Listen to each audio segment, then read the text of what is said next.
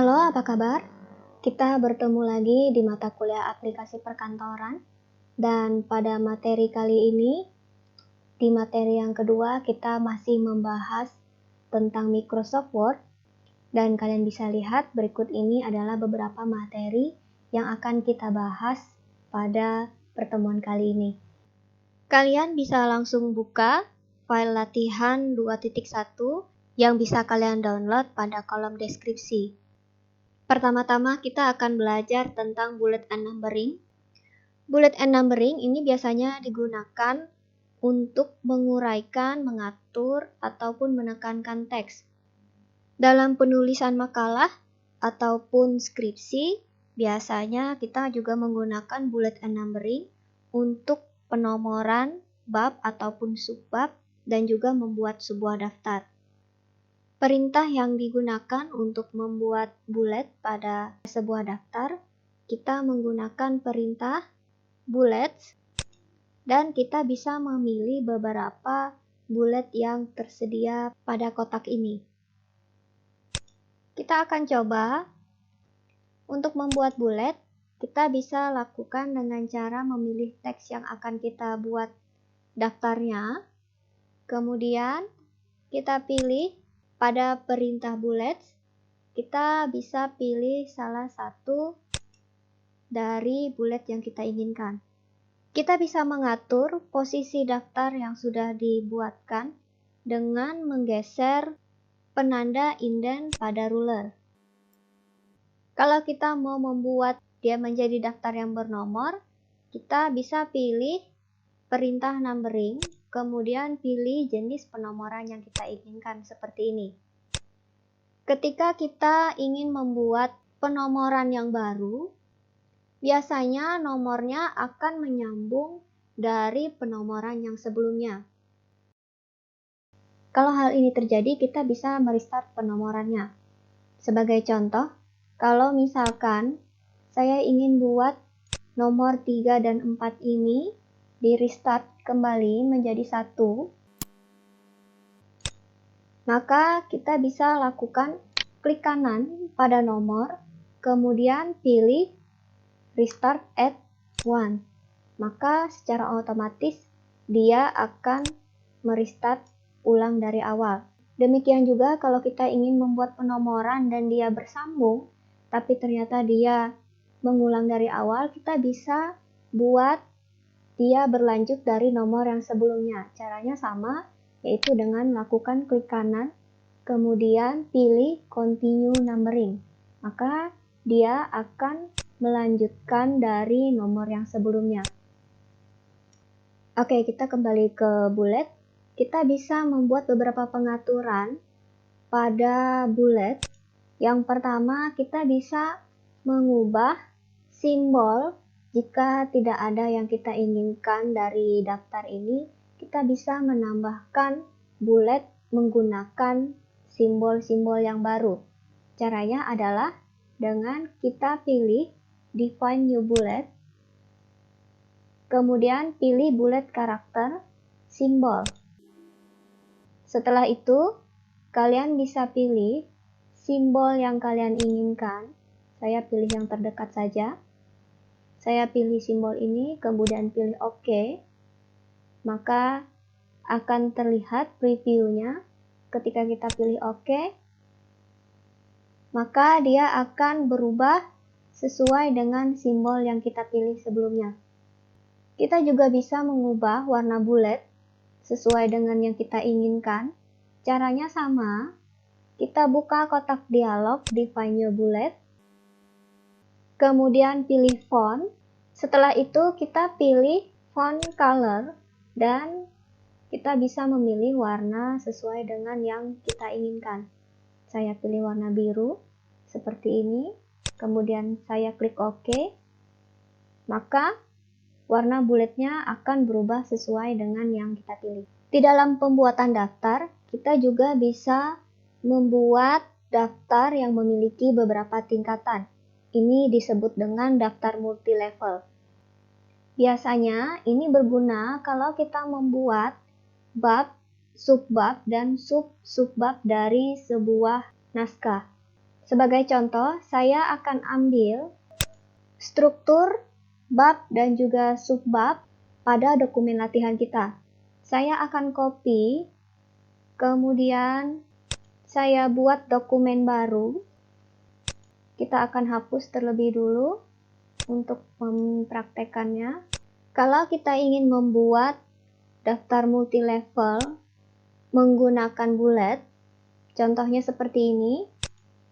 Kalau saya ingin buat bagian ini menjadi sub dari bagian konteks manajemen proyek, maka kita bisa lakukan dengan memilih teks yang kita inginkan, kemudian tekan tab pada keyboard. Maka otomatis dia akan membuat bullet yang baru, yang menjadi bagian dari bullet yang di atasnya. Kita juga bisa mengatur sama seperti sebelumnya, mengatur posisinya. Kemudian bagaimana kalau kita mau mengatur penomoran bab? Kalau misalkan kita mau sesuaikan dengan penomoran pada notepad ini, kita akan langsung praktekkan. Pertama-tama, saya akan buat ini menjadi penomoran ABCD. Kemudian kalau kita lihat di bawah poin A itu ada poin 1 dan 2, maka saya akan memilih teks yang akan saya buat subbab. Kemudian saya bisa tekan tab, maka dia akan berubah menjadi A, B kecil. Tapi di sini kita bisa ubah dengan cara klik kanan, kemudian pilih numbering, dan kita pilih nomornya. Seperti ini. Maka otomatis dia akan menjadi bagian dari subbab A. Demikian juga kalau kita mau mengubah bagian yang lain. Kita bisa pilih, kemudian tekan tab, kemudian klik kanan atau bisa pilih langsung pada bagian ini, maka otomatis dia akan berubah. Kalau kita ingin mengatur daftar multilevelnya, supaya ketika kita melakukan tab, kita tidak perlu mengubah-ubah seperti yang sebelumnya, maka kita bisa lakukan pengaturan pada bagian multilevel list. Kita bisa pilih sesuai dengan yang kita inginkan. Jika tidak ada di sini, maka kita bisa atur list levelnya dengan membuat multi-level list yang baru. Di sini kita bisa atur levelnya. Kalau kita buat tadi level yang pertama itu adalah A, kemudian level kedua kita mau menggunakan penomoran 1, 2, 3, maka kita atur di bagian number style for this level. Kita pilih 1, 2, 3. Kemudian biasanya di level 3, kalau dalam penomoran sebuah paragraf, kita pilih misalkan A, B, C kecil. Kalau sudah sesuai dengan pilihan, maka kita pilih OK. Jadi ketika kita melakukan tab, maka dia akan otomatis bergeser sesuai dengan level yang mau kita atur. Sekarang untuk latihan, kita akan kembali ke file latihan 21. Kita akan sesuaikan dengan format yang sudah diatur sebelumnya. Saya akan berikan satu contoh untuk A. Yang pertama, saya akan posisikan kursor, kemudian saya pilih bagian A. Setelah itu untuk judul ini menggunakan penomoran 1. Bagian selanjutnya menggunakan penomoran seharusnya dia 2.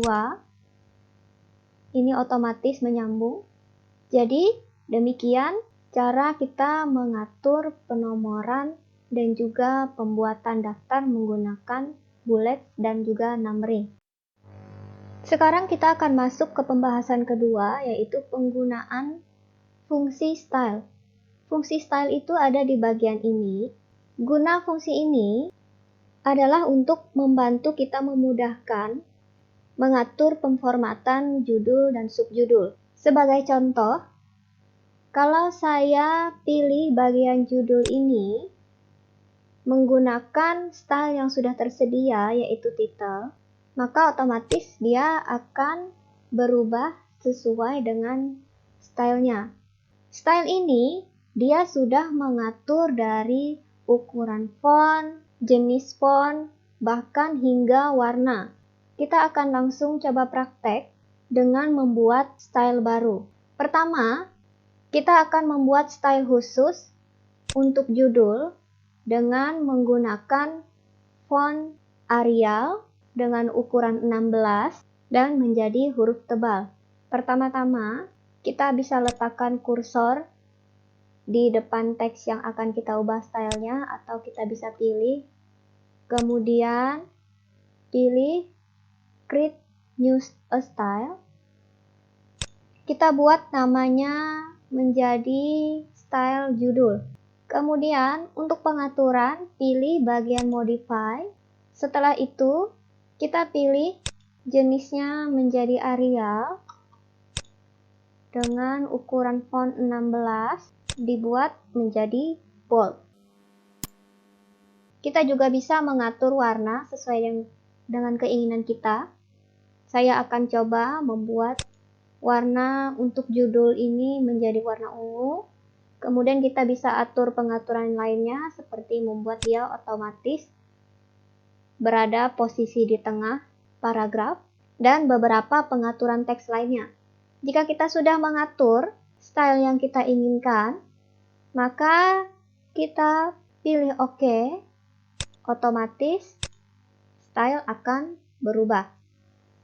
Kemudian kita akan buat satu style lagi, yaitu subjudul untuk pada bagian A. Yang saya lakukan sama, kita buat style baru,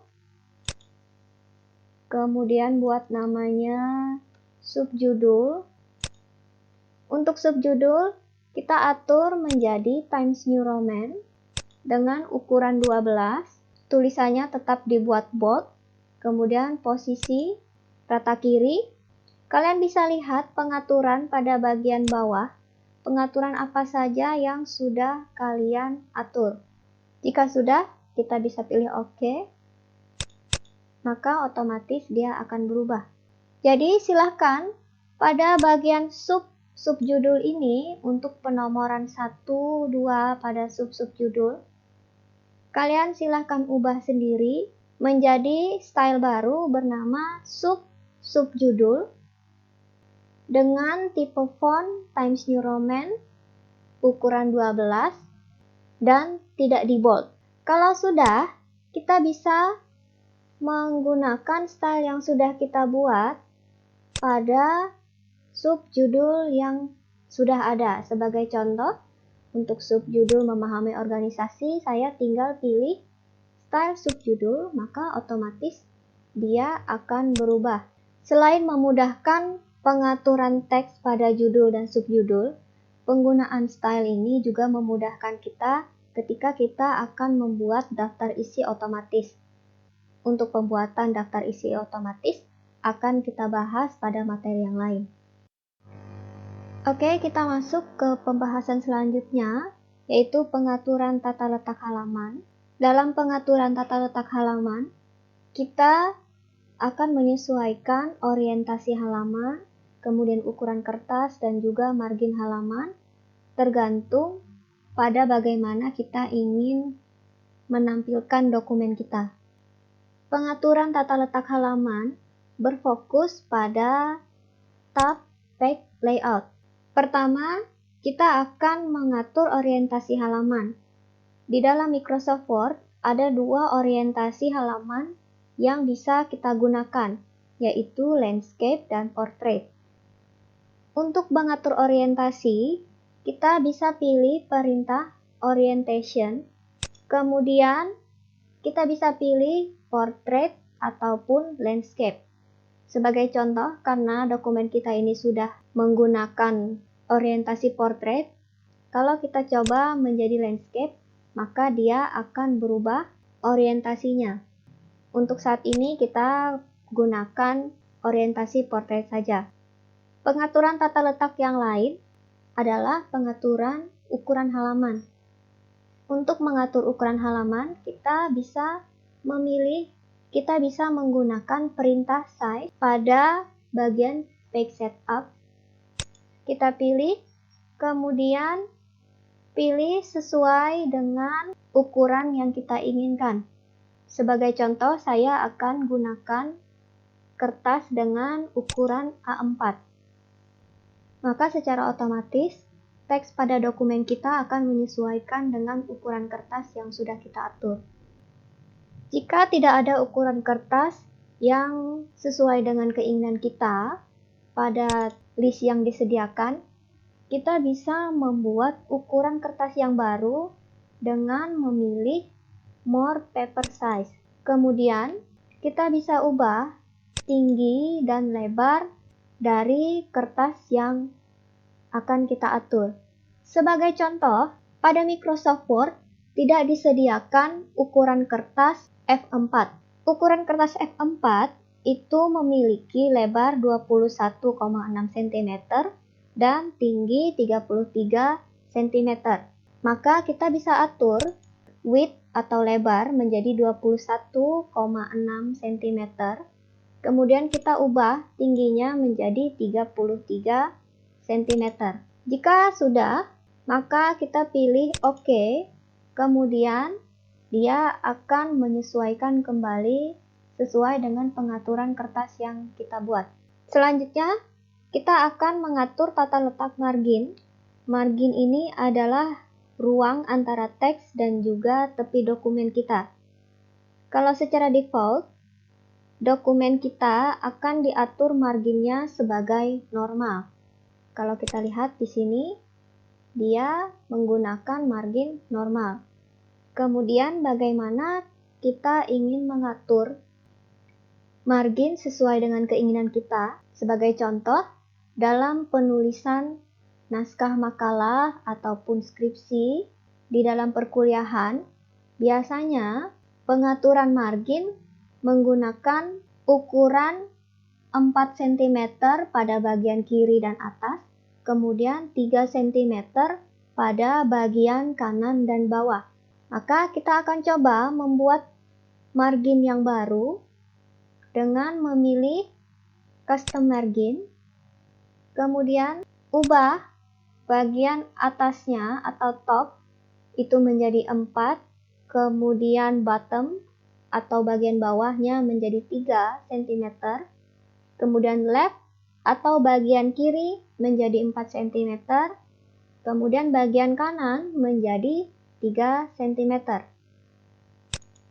Kalau sudah, kita bisa lihat pada bagian preview bagaimana posisi margin setelah kita atur.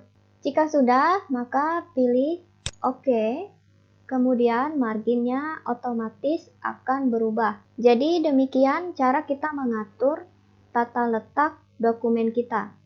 Untuk pengaturan tata letak secara lengkap atau sekaligus, kalian bisa pilih bagian panah kecil pada kelompok page setup.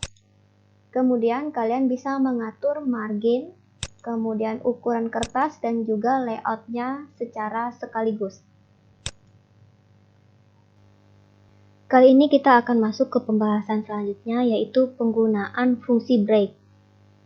Kalau kita bekerja pada dokumen dengan banyak halaman, maka akan ada saatnya kita ingin mengatur bagaimana aliran teks. Fungsi break akan membantu kita dalam hal ini.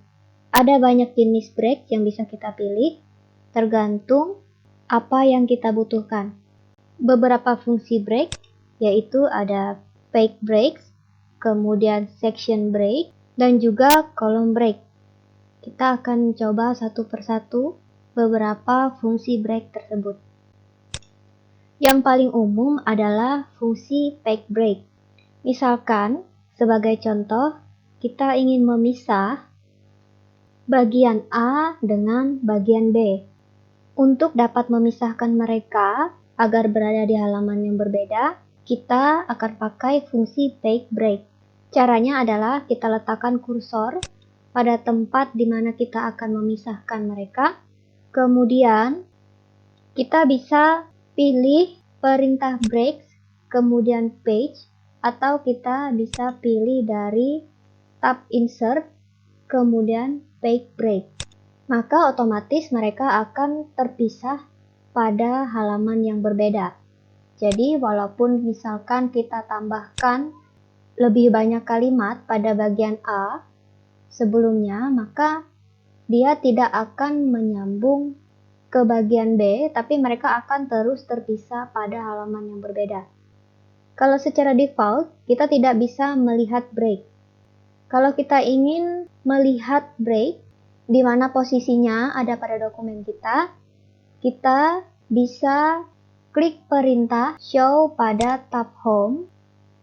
Fungsi ini dipakai untuk memperlihatkan tanda-tanda formatting yang tersembunyi. Kalau kita aktifkan fungsi ini, maka kita bisa melihat bahwa pada bagian bawah dari akhir kalimat bagian A terdapat page break. Jadi selama kita menuliskan atau menambahkan beberapa kalimat atau paragraf selanjutnya, selama dia ada di atas bagian page break ini, maka dia akan terus ada di dalam bagian halaman A. Fungsi break yang kedua adalah section break. Kita kembali ke page layout. Section break ini akan menciptakan penghalang antara bagian yang berbeda dari dokumen, sehingga kita bisa memformat setiap bagian secara bebas. Misalkan pada bagian pertama kita hanya menggunakan satu kolom, kemudian kita ingin di bagian yang kedua menggunakan dua kolom, tapi tidak untuk seluruh dokumen. Maka Word akan memberikan beberapa jenis section break. Yang pertama adalah next page. Kalau next page ini untuk memasukkan section break dan memindahkan teks setelah break ke halaman berikutnya dari dokumen. Kemudian kalau continuous, pilihan ini untuk memasukkan section break dan memungkinkan kita bekerja pada halaman yang sama. Jadi dia tidak akan terpisah ke halaman yang lain, seperti page break. Kemudian event page ataupun out page, pilihan ini akan menambahkan bagian break dan akan memindahkan teks setelah break ke halaman genap atau ganjil berikutnya. Pilihan ini bisa berguna kalau kita ingin memulai bagian baru pada halaman genap atau ganjil. Sebagai contoh, kita akan coba pakai salah satu fungsi yaitu continuous agar kita bisa membuat sebagian paragraf menjadi dua kolom. Ini hanya sebagai contoh saja. Sebagai contoh, kita akan hapus break yang sebelumnya. Kemudian, kita tempatkan pada bagian kosong ini, kita pilih breaks, kemudian continuous. Jadi mereka tetap ada di halaman yang sama. Kalau kita lihat di sini ada tandanya ya. Kemudian kita akan buat break yang lain lagi di bagian akhir dari sini, struktur organisasi. Sebelum struktur organisasi, kemudian kita pilih break, continuous break, maka dia akan menjadi section break continuous. Setelah itu, kita akan buat bagian dari paragraf ini untuk menjadi dua kolom. Kita pilih kolom, kemudian pilih to. Maka kalau kita lihat di sini, di antara section break yang continuous tadi, formatnya akan menjadi dua kolom. Tapi bagian yang sebelumnya dan juga setelahnya tidak terpengaruh karena mereka ada di section yang berbeda. Jadi itu fungsinya dari section break. Jenis break yang lain juga ada kolom. Ini berfungsi ketika kita membuat beberapa kolom, kita bisa menerapkan kolom break untuk menyeimbangkan penampilan kolom. Jadi teks apapun yang mengikuti kolom break akan dimulai pada kolom berikutnya. Kemudian kalau text wrapping, ini berfungsi kalau ada gambar pada teks. Jadi kalian mungkin bisa bereksplorasi dengan penggunaan break ini sesuai dengan kebutuhan. Oke. Selain itu, salah satu fungsi yang sangat berguna dari break ini adalah membantu kita ketika kita membuat naskah seperti makalah ataupun tugas akhir, sehingga membantu kita dalam membuat penomoran yang berbeda di dalam suatu dokumen ataupun pemformatan. Bicara soal kolom, ketika kita membuat beberapa dokumen, misalkan kita membuat artikel jurnal, terkadang kita perlu pemformatan yang membutuhkan 2 kolom, atau mungkin kalau kita membuat artikel yang lain, mungkin kita membutuhkan 3 atau beberapa kolom. Kita bisa menggunakan perintah kolom pada tab text layout. Seperti yang sudah dicoba sebelumnya, kita sudah mencoba bagaimana membuat 2 kolom. Jadi tinggal kita pilih kolom, kemudian kita pilih sesuai dengan kebutuhan kita. Mau 1, 2, atau 3. Ataupun lebih condong ke kiri atau ke kanan. Dalam pengaturan kolom ini kita juga bisa mengatur jarak spasi antara kolom dengan menggeser pada ruler seperti ini. Jika kita ingin menghapus kolom yang sudah kita buat, kita bisa lakukan dengan menaruh kursor ataupun kita pilih semua teks yang ada kolomnya, kemudian kita pilih kolom, kemudian 1. Maka teks kita akan kembali menjadi 1 kolom saja. Kita akan masuk ke pembahasan selanjutnya, yaitu penomoran halaman. Penomoran halaman ini kita bisa gunakan secara otomatis pada dokumen kita. Kita akan langsung praktekkan bagaimana caranya menambahkan nomor halaman pada Microsoft Word. Kita bisa taruh halaman kita pada bagian header ataupun footer dari dokumen kita. Mungkin ada yang belum tahu apa yang dimaksud dengan header dan footer.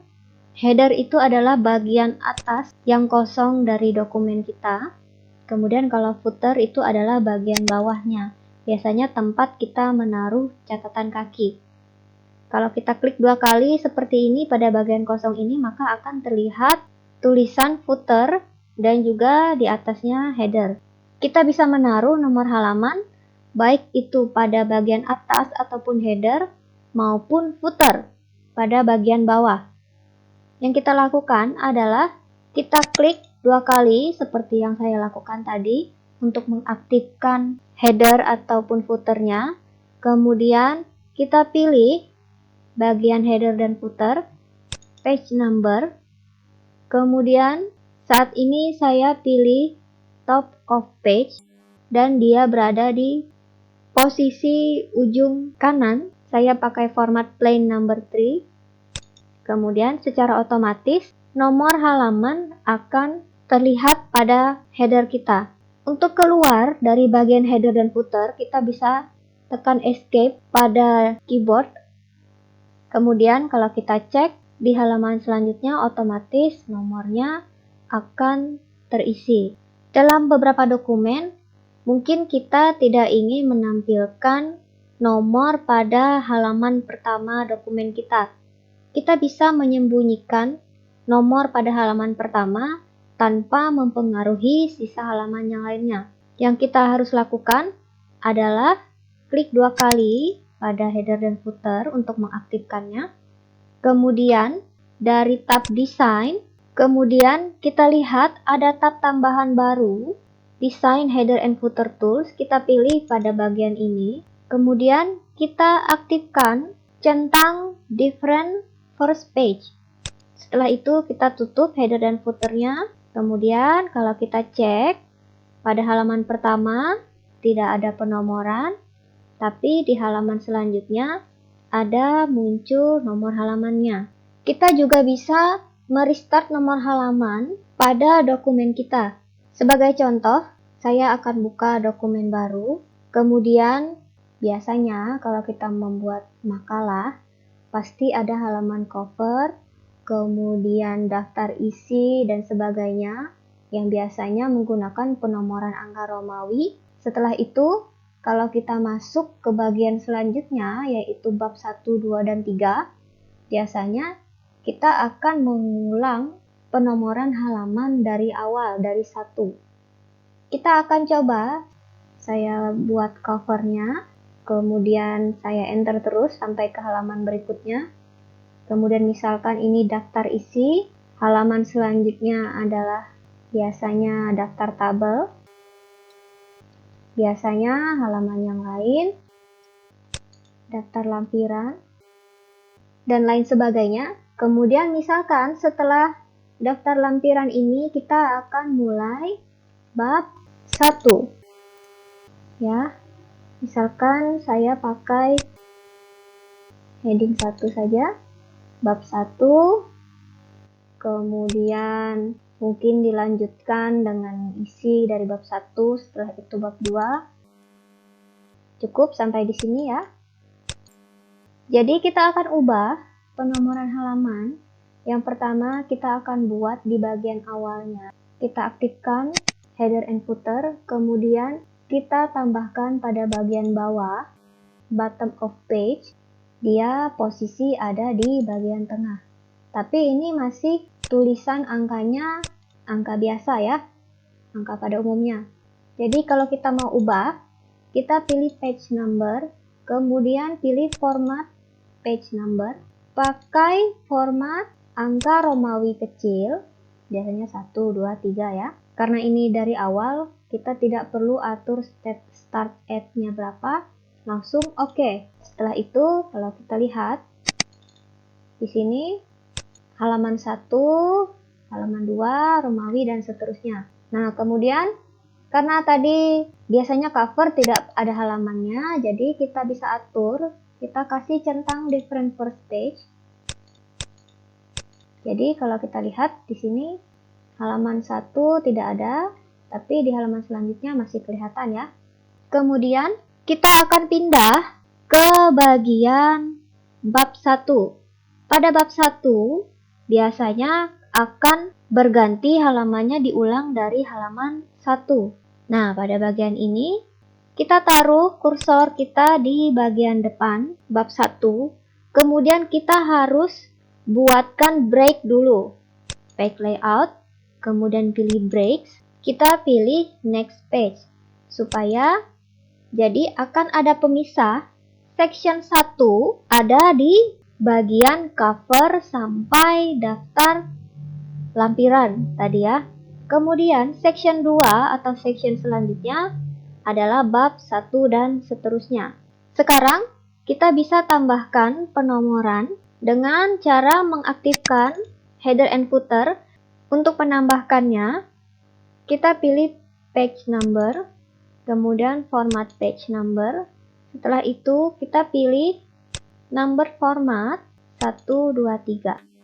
Setelah itu kita jangan pilih continue from previous section. Kalau kita pilih ini, nanti dia akan nomor halamannya menyambung pada halaman yang selanjutnya. Tapi kita pilih start at, kemudian karena kita mau mulai dari 1, kita pilih start at 1. Setelah itu oke. Kita akan lihat pada bagian ini dia masih tercentang different first page. Biasanya kalau untuk seperti ini, kita hapuskan link to previous.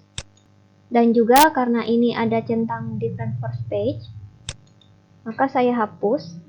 Kalau kita lihat, maka posisinya akan menjadi halaman 1.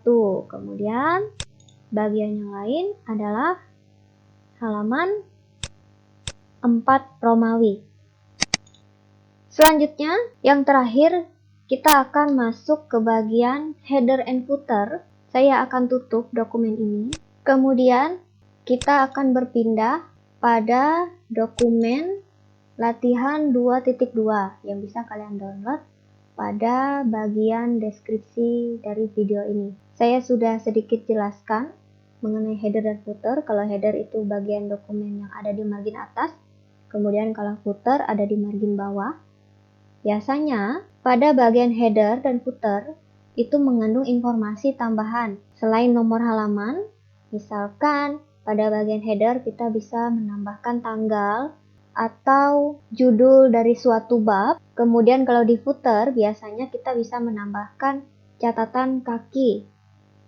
Header dan footer yang kita buat ini nantinya akan muncul di setiap halaman dari dokumen kita. Sekarang kita akan coba untuk menambahkan header dan footer. Yang pertama, kita akan coba tambahkan header. Pertama-tama kita aktifkan bagian header and footernya. Kemudian kita tulis informasi di sini. Misalkan saya akan menuliskan nama saya di bagian header dan juga tanggal di bawahnya. Setelah itu saya akan tutup. Maka kalau kita lihat di setiap bagian atas atau headernya tertulis nama dan juga tanggal. Kita juga bisa menambahkan header dan footer untuk mempercantik desain dari dokumen kita. Kita bisa pilih dari preset yang sudah ada, kita aktifkan header dan footer.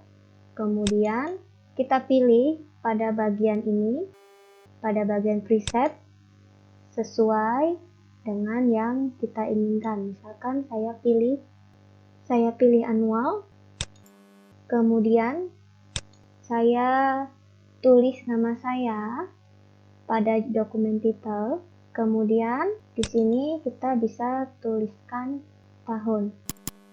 Agar lebih leluasa kita mengedit header kita bisa hapus content control field-nya dengan cara klik kanan, kemudian pilih remove content control.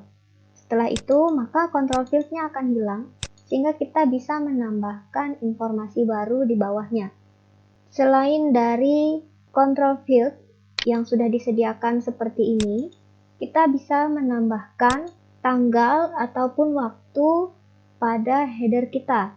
Caranya adalah kita pilih pada bagian desain untuk header dan footer, kita pilihkan date and time, kemudian kita pilih format waktu yang kita inginkan. Maka otomatis tanggal sekarang akan terisi. Jadi demikian materi kita, dan silahkan kalian berlatih menggunakan file latihan yang telah disediakan. Kemudian silahkan kalian rapikan dokumen pada file latihan 2.1 sesuai dengan format yang diminta. Jika ada pertanyaan, silahkan ditanyakan pada kolom komentar ataupun pada grup kelas WhatsApp kita. Sampai jumpa di materi selanjutnya.